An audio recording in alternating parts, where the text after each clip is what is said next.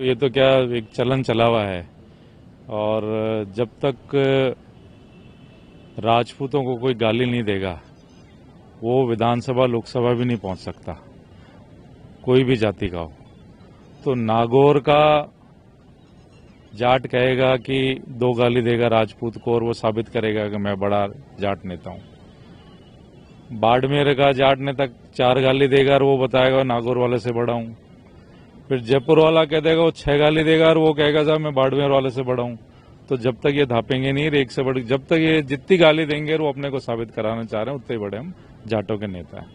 और दूसरा इसमें ये बात है कि शाम को साथ भी बैठते हैं जाट राजपूत, उसमें भी कोई दो राय नहीं है। खाना पीना भी साथ करते हैं, काम धंधा भी साथ करते हैं, लेकिन मंच पे सुबह ये गाली देके दोनों जातियों में फाड़ करके ये बताना चाहते हैं कि मैं तुम्हारे समाज का ज्यादा बड़ा नेता हूं क्योंकि गाली में ज्यादा देता हूं। तो ये काम है, बाकी कोई काम नहीं है। ये भ्रमित करने का काम है और समाज में दो फाड़ करने का काम है। आज आनंदपाल केस को लेकर भी एक मामला आया है के अंदर उन्होंने एनकाउंटर को फर्जी घोषित कर दिया और दोषी जो पुलिसकर्मी, एक आईपीएस सहित 7 पुलिसकर्मियों को दोषी बनाया। हाँ, ये तो देखो लाखों लोग जब इकट्ठा हुए तो समाज को तो समझ में चीज आती है और धोखे से उनको मारा गया है जो सरेंडर की स्थिति में थे और बार बार वो पुलिस के संपर्क में भी थे उस दौरान कि सरेंडर करना चाह रहे हैं, लेकिन उनको खुद को पता था कि मेरा धोखे से मेरे को मारा जाएगा और वही उनके साथ हुआ। और उसी के विरोध में जब समाज खड़ा हुआ तो हमारे 22 लोगों को सीबीआई जांच में भी फंसाया गया, हजारों लोगों को आई कार्ड लेके जगह जगह थानों में रोक के उनको परेशान किया, हजारों लोगों पे केस चला और बहुत सारी परेशानियां झेलने पड़ी। उसमें से कालवी साहब भी थे, लोटवाड़ा साहब अध्यक्ष थे हमारे राजपूत समाज के, वो थे, सुखदेव जी गोगामेड़ी जी थे, उनके परिवार से थे, उनके भाई, उनकी बेटी आनंदपाल जी की वो थे। तो सबको परेशान किया गया और अभी तक परेशानी झेलनी पड़ रही है। और हम बहुत धन्यवाद देते हैं न्यायपालिका का, बहुत धन्यवाद देते हैं कि आपके जो हमारा चौथा स्तंभ है पत्रकारिता, आप लोगों का बहुत बहुत धन्यवाद है जो ये इसको मामले को उठा रहे हैं, सच्चाई सामने उजागर कर रहे हैं। तो हमको बहुत मजबूत स्तंभ है दोनों और हमको न्याय की उम्मीद थी और हमको बरसों के बाद मिली है। लेकिन दुख की बात यह है कि हमारे कालवी साहब, लोटवाड़ा साहब, सुखदेव जी गोगामेड़ी जिनका इसमें योगदान था आज हमारे बीच में है नहीं। और लेकिन समाज इस चीज से, इस जो हमारा ये न्याय हुआ है इसमें बहुत मजबूती से खड़ा है और आगे भी हम हर समाज को मजबूती मिलेगी कि जब तक अन्याय होगा रोड पे आने के लिए तैयार हैं। सरकार के खिलाफ हम लड़ेंगे, प्रशासन के खिलाफ हम लड़ेंगे और हम लोग एक होके चाहे कोई भी जाति का हो इसमें एकता जरूर दिखाएं।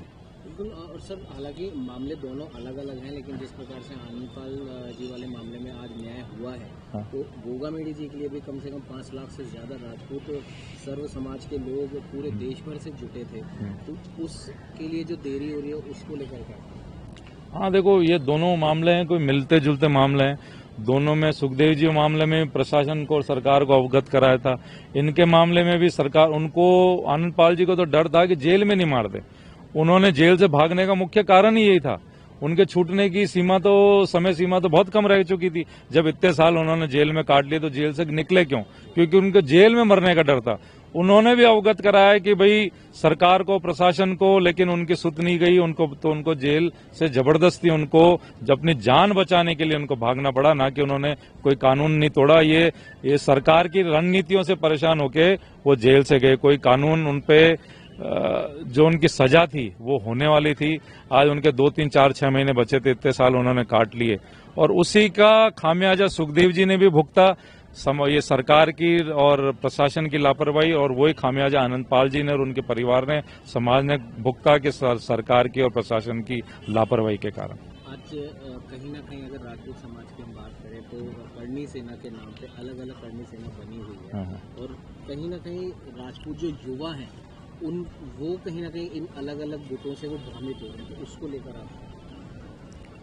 नहीं, भ्रमित का इसमें यह है कि जैसे कल्याण सिंह जी कालवी साहब थे, दादू साहब हमारे, तो उन्होंने समाज कल्याण में और राष्ट्र के कल्याण में काम किया।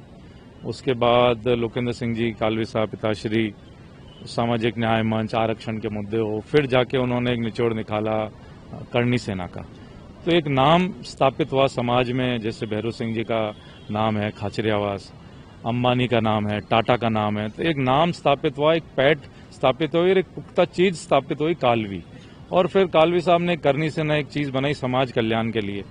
तो कालवी साहब के जाने के बाद ये दुर्गति ज्यादा हो गई है, क्योंकि उस कालवी साहब एक खुली किताब छोड़ के गए। इसको कभी नाम को बंद करके नहीं गए कि करनी सेना में सीमित रखूं।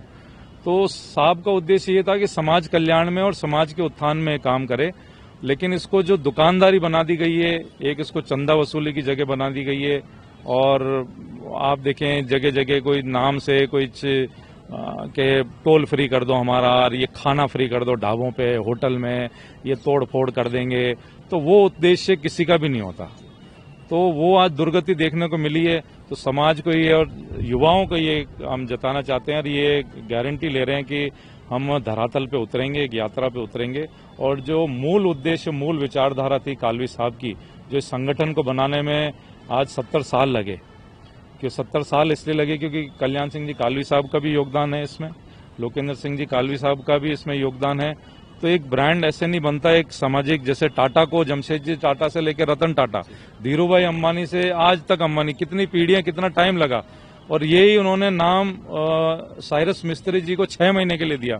उन्होंने धूल मिट्टी में इस नाम को मिटाने की कोशिश करी, तो नाम वापस लिया गया। ये कोशिश हम करेंगे इस समाज कल्याण के लिए, जिस इस संस्था को बनाया गया, उस विचारधारा पे हम धरातल पे वापस उतर के और इस विचारधारा को ठीक करें, ताकि हम हमारे रतन है, हमारे कोहिनूर हैं, हमारे सुखदेव जी जैसे आनंद। आज जैसे भारत को आजादी के लिए महात्मा गांधी, जवाहरलाल नेहरू साहब, उनका भी एक अलग विचारधारा थी, लेकिन उद्देश्य ये था कि भारत को आजाद किया जाए। ऐसे ही शहीद भगत सिंह जी थे, उनका विचारधारा, संगठन अलग था, लेकिन उद्देश्य ये था कि भारत को आजाद कराएं। सुभाष चंद्र बोस, उनकी उद्देश्य ये था कि भारत को आजाद कराएं, लेकिन विचारधारा, संगठन वगैरह सब अलग था। तो करनी सेना का भी उद्देश्य एक है, तो उसको, संगठन को एक ही रहने दो। आपकी अगर विचारधारा अलग है तो आप अपने नाम से संगठन बुला लो, लेकिन उस एक, जैसे एक रिलायंस एक है समाज में, एक टाटा एक समाज में है, तो टाटा अगर खुली किताब कर देगा तो 50 संगठन कल ही बन जाए। एक टाटा जूते वाला, टाटा प्रेस वाला, टाटा हलवाई, टाटा सब्जी। तो उसकी जो पैठ है, जमशेदजी टाटा का जो विचारधारा था, वो आज भी सबसे ज्यादा योगदान चंदे में और जो एनजीओज के तौर पे जो टाटा काम करता है, सबसे ज्यादा काम वही करता है। तो मेरा उद्देश्य वही था कि भारत को स्वतंत्र कराने के लिए जो उद्देश्य था, लेकिन विचारधारा एक थी, अलग अलग थी, तो संगठन भी अलग थे।